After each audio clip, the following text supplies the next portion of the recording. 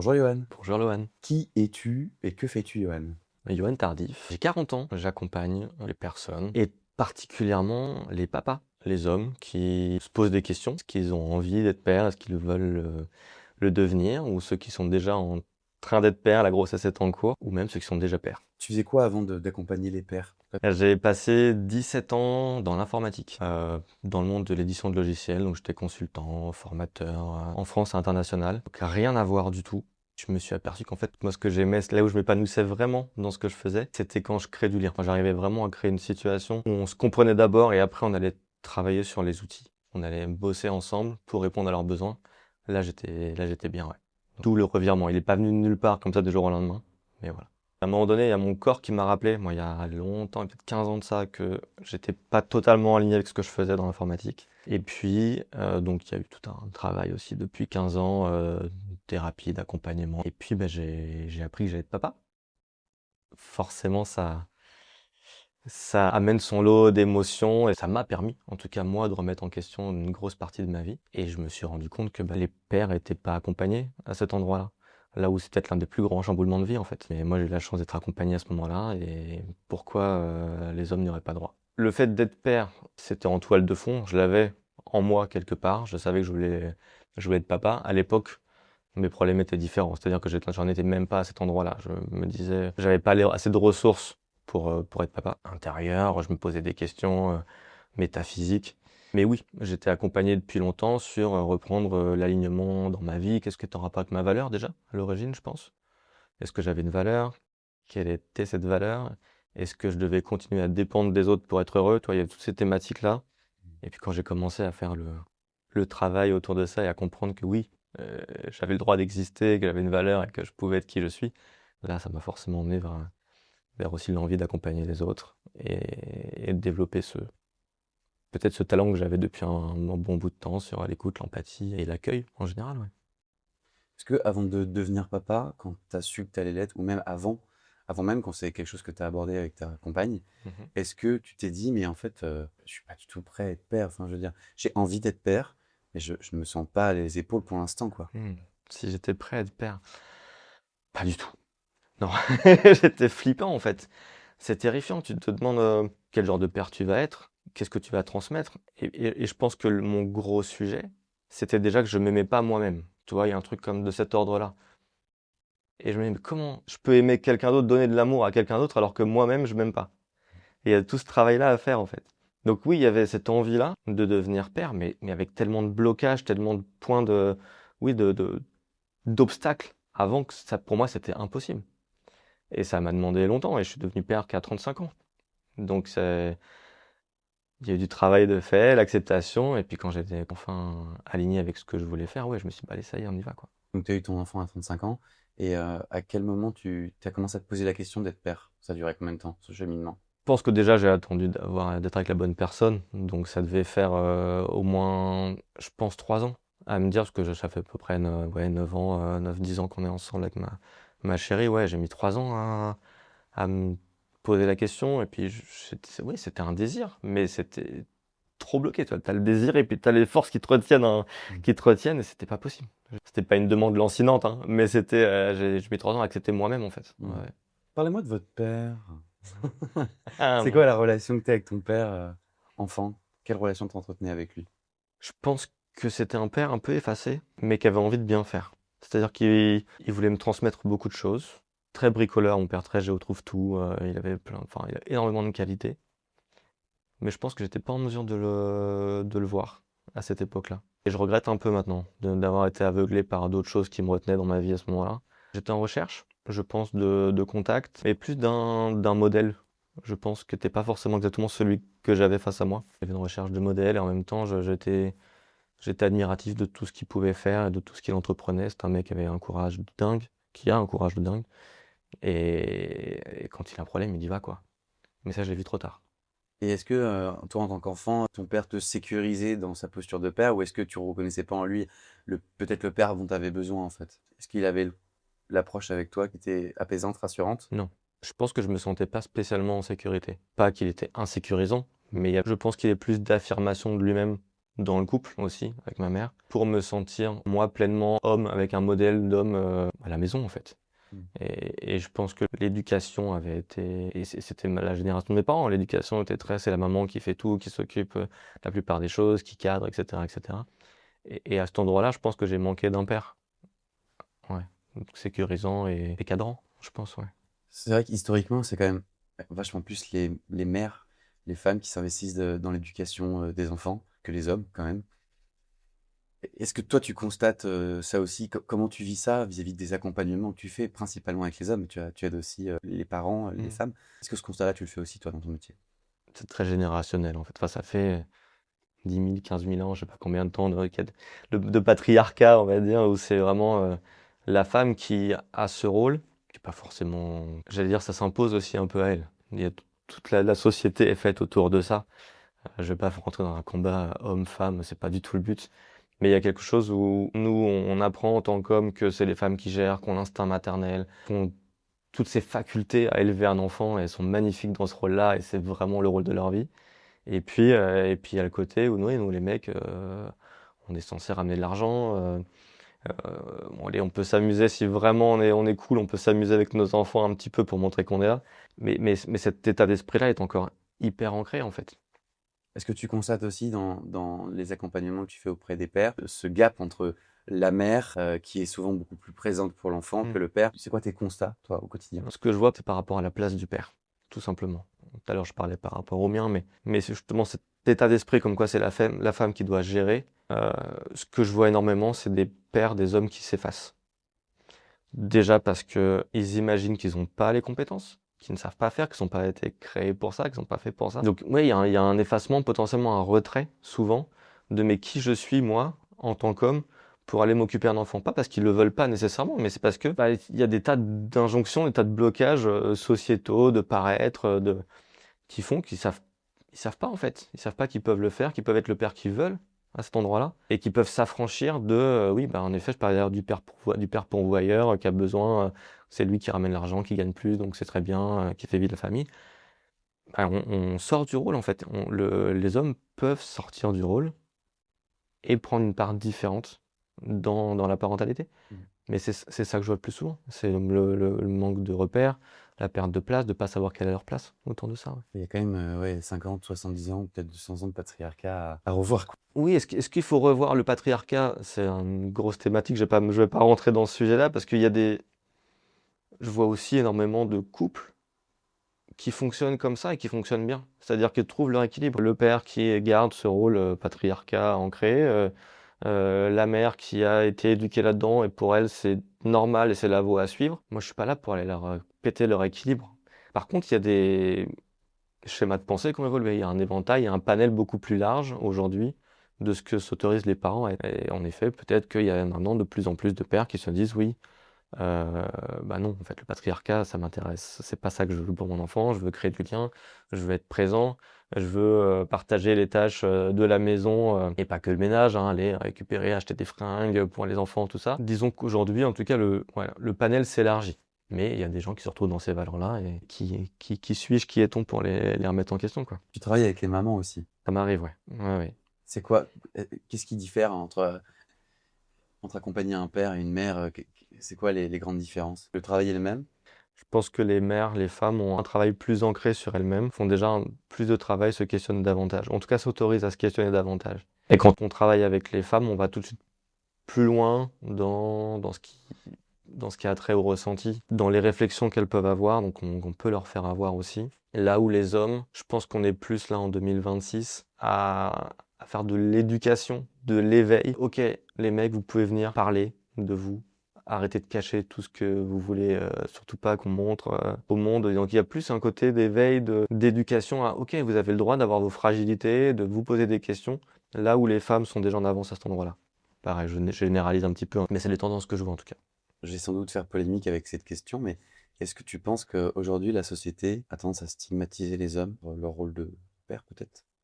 En plus du rôle d'homme, voilà. Je pense pas que la société demande trop aux hommes aujourd'hui. Je pense par contre que les hommes pensent qu'on leur en demande trop.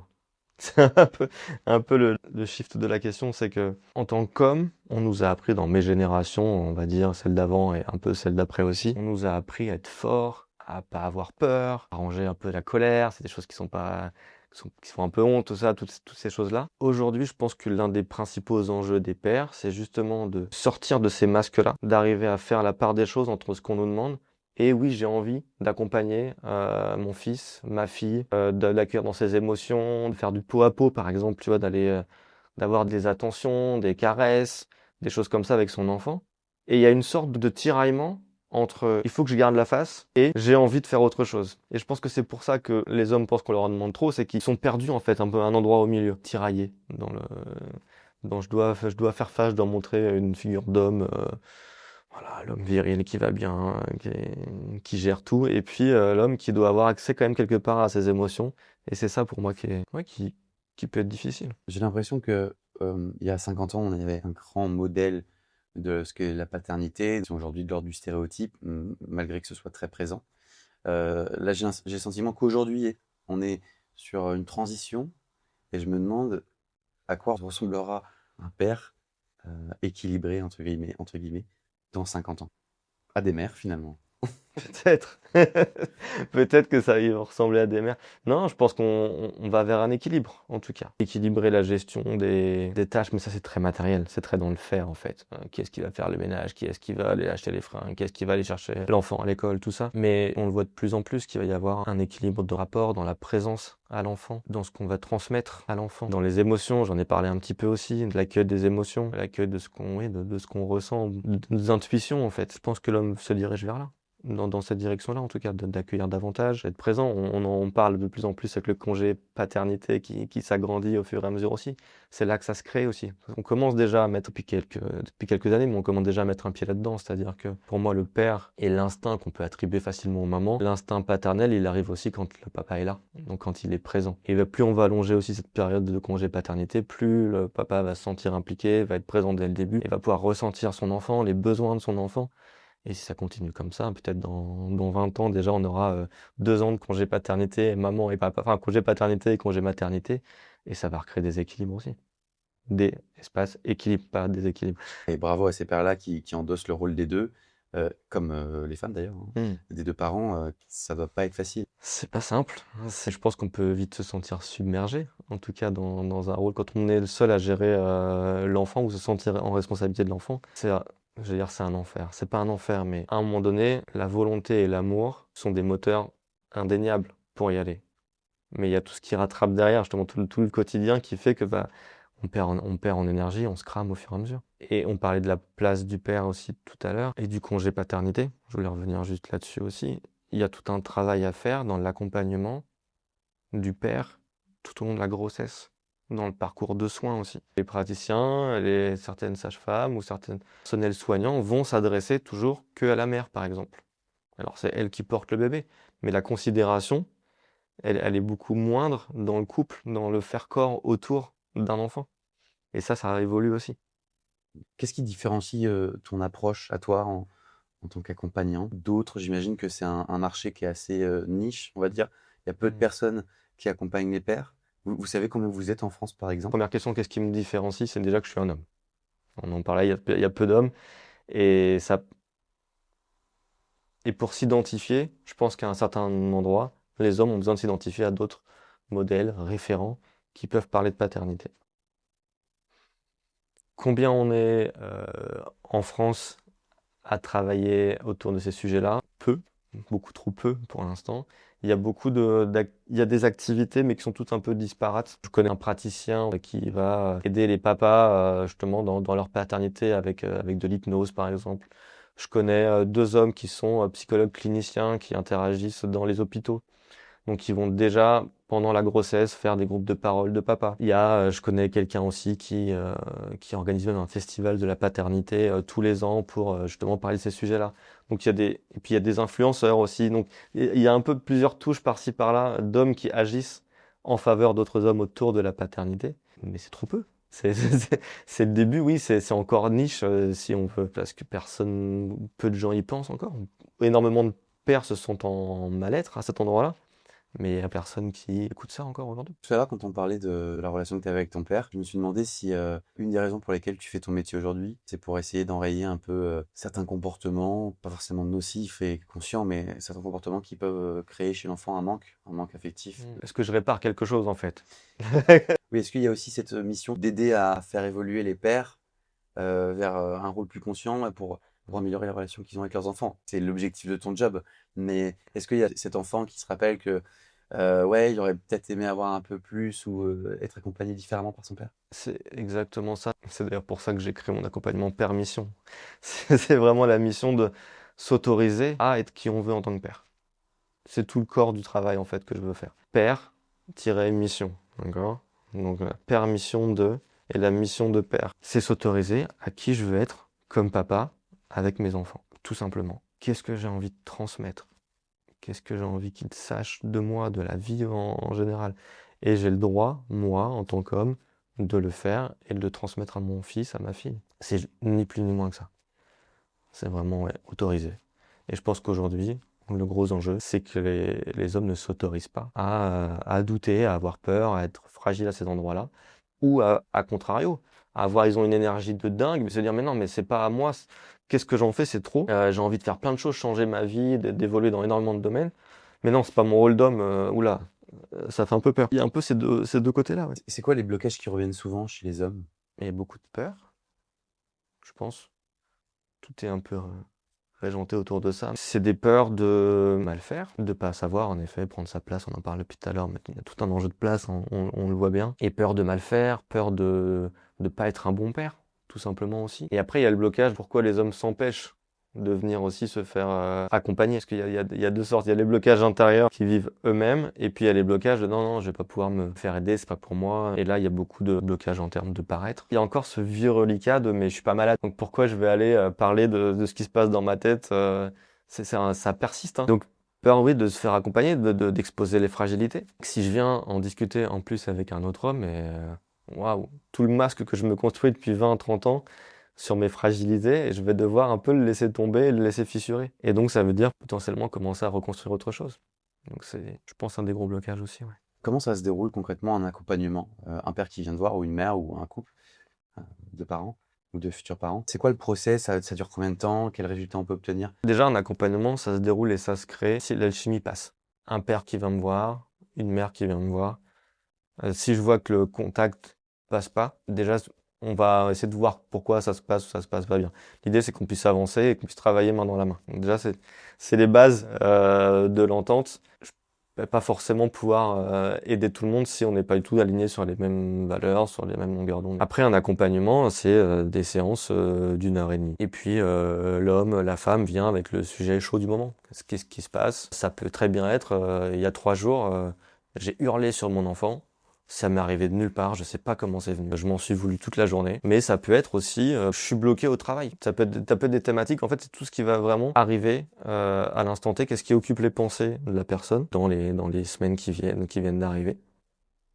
Et puis, je vais laisser l'espace à la réflexion. L'idée, moi, mon travail à moi, c'est pas d'aller te donner des outils, des solutions tout de suite. C'est d'essayer de faire parler, de comprendre, d'accueillir aussi les silences, ce qui se passe. Et puis derrière, on va détricoter. On va aller vérifier, peut-être qu'il y a des schémas qui se répètent, des choses qui sont pas vraiment à eux au final. Ah bah oui, non, mais ça, en fait, le comportement que j'ai eu, c'est mon père qui avait ça avec moi. Mais moi, c'est pas ça que je veux transmettre, c'est pas ça que je veux être. Donc, on va détricoter des choses. Et puis, et puis après, il peut y avoir quelques outils aussi. Moi, je travaille beaucoup avec l'écriture, surtout avec les hommes, ça aide beaucoup. Des hommes qui peuvent aussi avoir du mal à s'exprimer, à parler, je vais leur demander d'écrire leurs intentions, de même prendre une demi-heure chez eux pour écrire ce qui vient par rapport à ce qu'ils ressentent sur leur parentalité, sur leur vie au sens large, pour avoir de la matière derrière à travailler en séance. Et puis on accueille des silences, on accueille la respiration, on peut travailler un peu avec le corps aussi pour se réancrer aussi intérieurement. Et puis voilà, on avance au fur et à mesure, séance après séance, et puis on s'aperçoit que séance après séance, les hommes, les femmes viennent plus facilement déjà avec des sujets, ils arrivent à les assumer davantage, et puis au bout de quelques séances, le problème de la thématique du jour n'est plus justement un sujet. On arrive directement dans le dur, et puis on n'arrive plus dans les prises de conscience, dans des dialogues plus avancés. Et c'est ça qui est génial. En général, il faut combien de séances pour avoir de bons résultats? Ça, c'est une bonne question.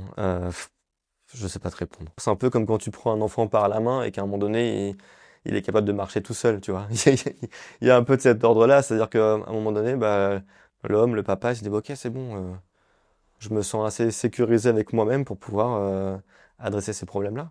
Mmh. Donc ça peut se faire en quelques séances parce que on leur a donné le miroir, je leur ai donné le miroir dont ils avaient besoin pour exister en tant qu'homme et en tant que père dans leur paternité, et puis parce que donc ils ont trouvé les clés, eux-mêmes hein, souvent. Et puis il y en a qui ont besoin d'être tenus par la main plus longtemps, d'être accompagnés plus longtemps. Et puis ben, le sujet du début, c'est la paternité, puis après on va travailler sur des sujets d'affirmation au travail avec sa collègue, avec son chef, son boss.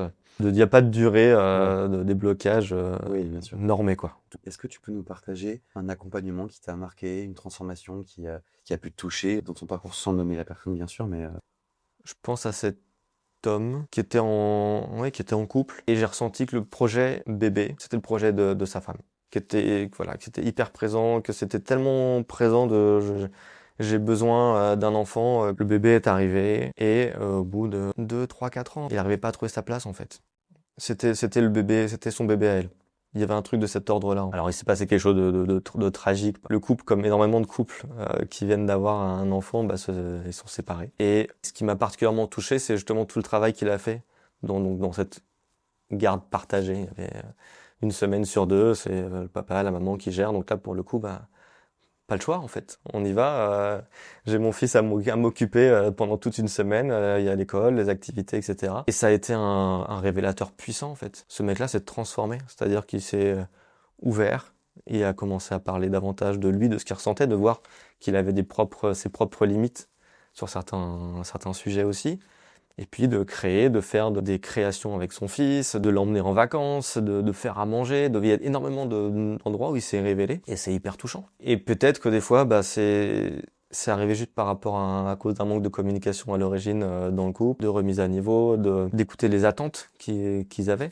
Toujours est-il que ce mec-là, il s'est révélé dans sa paternité et il est hyper heureux et il n'y a pas un projet qui sait pas abattre aujourd'hui, quoi. je me posais la question tout à l'heure.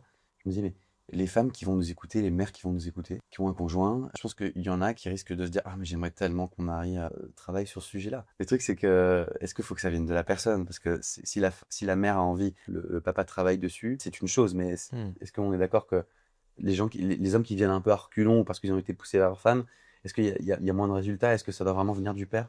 Moi, je suis profondément convaincu, en effet, que c'est les hommes qui doivent faire le geste de venir, qu'ils aient besoin ou envie de travailler à ces sujets-là, sur ces sujets-là.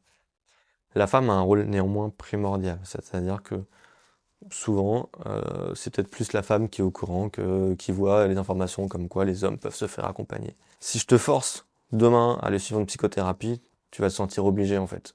Et le travail va pas être efficace. Si par contre je t'explique, tiens, j'ai vu quelqu'un, il s'occupe des hommes, il travaille, il part sur la paternité, il crée des groupes d'hommes, il fait aussi des séances en individuel, ça peut être hyper sympa pour ce qu'on vit en ce moment, ça chamboule nos vies, etc. Ok, j'ai eu l'information, je sais que ça existe, puis à un moment donné, ils vont voir peut-être des pubs, des choses à divers endroits, et là, ils vont commencer à comprendre qu'ils ont le droit de faire ça. C'est toute la partie d'éveil, d'éducation.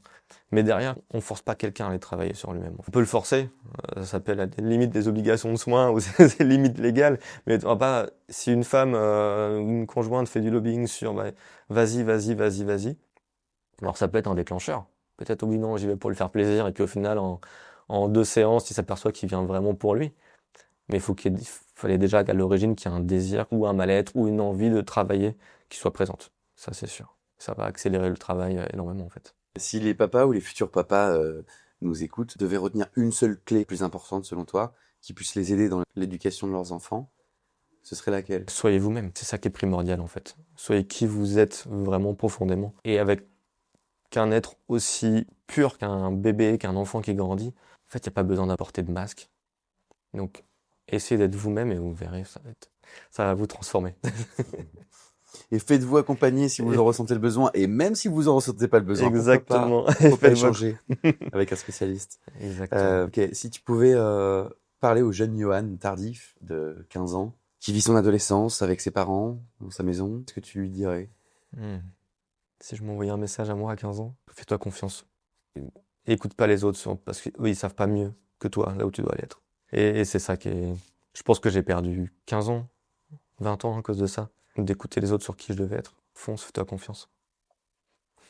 Merci beaucoup, Johan, pour ce moment très humain. J'ai beaucoup apprécié échanger avec toi sur ton métier, sur ta mission de vie, finalement. Hmm. Si on va devenir papa, si on est papa et qu'on a envie qu'on s'intéresse à ces sujets d'éducation, si on a envie de faire un travail sur soi, où est-ce qu'on te contacte? T'es sur les réseaux? T'as un cabinet? Je pars depuis chez moi. Donc j'ai mon bureau chez moi. Je suis sur les réseaux. Vous pouvez me suivre sur coachologue.fr. Donc c'est mon site. Coachologue, c'est aussi l'Insta, le Facebook.